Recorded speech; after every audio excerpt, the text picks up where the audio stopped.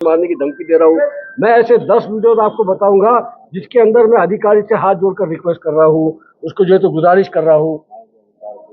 संबंधित गुन्हे मागे घेण्याबाबत काही चर्चा झाली? इसके ऊपर कमिश्नर साहब ने हमको ये कहा है कि आप एक रिटर्न में मुझे लेटर दीजिएगा, आपकी क्या मांग है वो दीजिएगा, उसके बाद मैं चौकसी करने के बाद में इसके ऊपर आपको जवाब दे सकता हूँ। एफआयआर एकतर्फी आहे का असा आरोप आहे?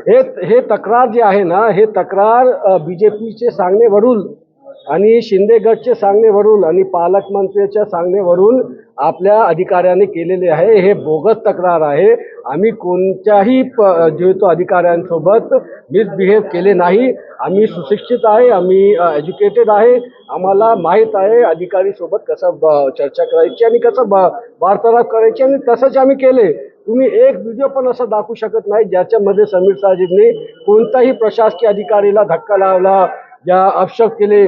उलट मी तुम्हाला काही व्हिडिओ असे देऊ शकतो ज्यामध्ये आम्ही त्याला हात जोडून विनंती केली आहे.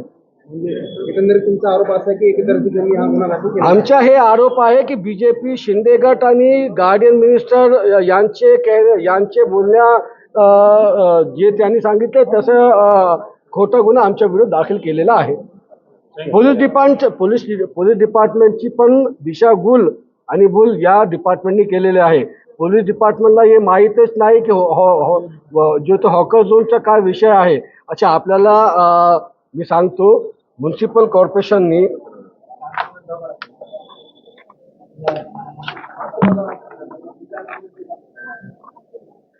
पीएम सुनिविदा